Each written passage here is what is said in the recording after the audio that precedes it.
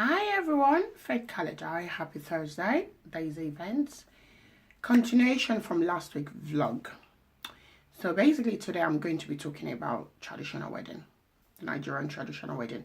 As we all know, there are various tribes in Nigeria, but I'm only going to be talking briefly on three major tribes that everyone seems to think that exist in Nigeria. So we're looking at the Yorubas, the Igbos, and the Hausas. So what is the essence of a traditional wedding? The essence of a traditional wedding is just mainly to recognize the bride and then the groom's family culture.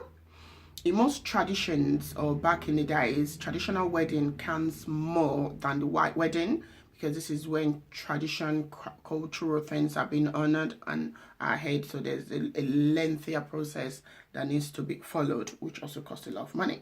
So with the traditional wedding, we're still looking at not necessarily a whole, because the groom normally will come to the bride's family's house, so the parties can be held at the bride's family house, and then once all the negotiations are done, then the reception now continues on in a hall. So even with the hall, you're still looking at the food, the drink, a live band or a DJ.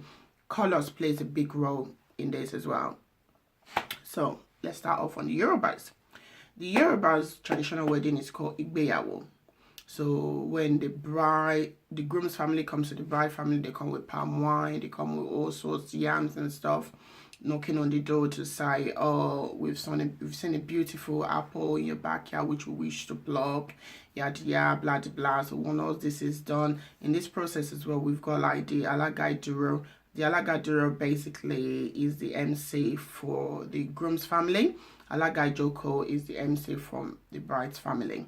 So there's a bit of negotiation in terms of how much they need to pay in the diary, what they don't need to pay, blah blah blah. This process goes on. So once the diary is paid, that's when they proceed to the reception venue.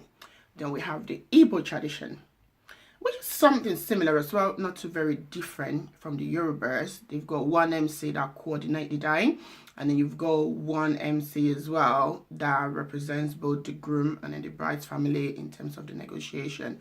So the Igbo one traditional wedding is called Igba Nkwu. I am sorry if I've pronounced that wrong, so please do forgive me. Igba Nkwu. So this is where the palm wine presentations, the kola, the tradition, the dowry being paid, the bride's family saying to the groom's family, we want £50,000 for our daughter, this is what it's cost, and the groom's family going back and deliberating and saying, we don't want to pay this much, this is too much money for us to pay.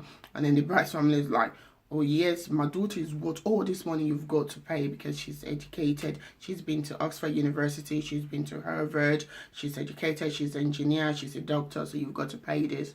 Anyway, all this battering goes for and back, I mean in a laughter funny ways anyway, so for and back, and then finally they end up paying 60 shillings. Obviously that's 60 shillings is what the dowry actually is, but the groom's family can pay more if they wish to do that. And then we move on to the Hausa's traditional wedding.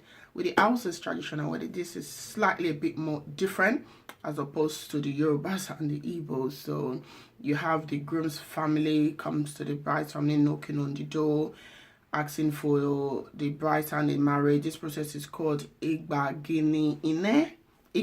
Nkwu. So in this process, the bride's dad can say, yes, I wish to give my daughter hands in marriage, or no.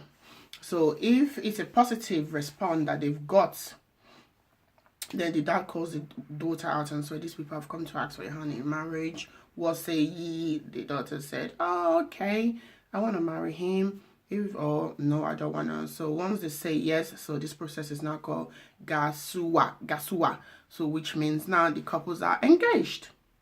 So even during this process, when they come to knock on the door, you've got like they have to come with the jeans, they've got the fruits, they've got kolano. All these are very, very essential items that has to be brought to the knocking on the door.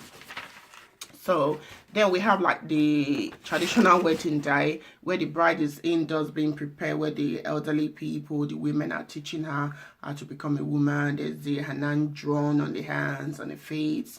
So this process on the wedding day is called Fatihah. I believe that's how you pronounce it, Fatihah. So you have all this process, the dowry is paid. So once the dowry is paid, it's now called a sadiki.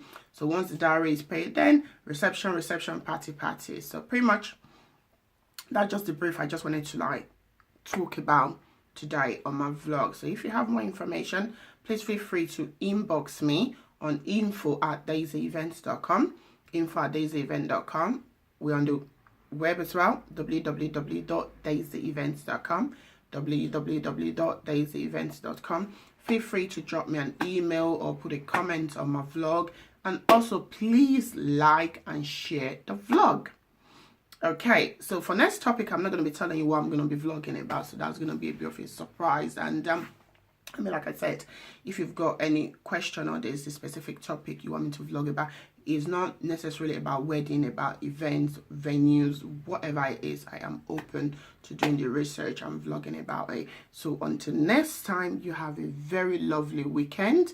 Faith Kalija is signing off from Deizi Event. Until next time, happy planning. Mwah. Bye.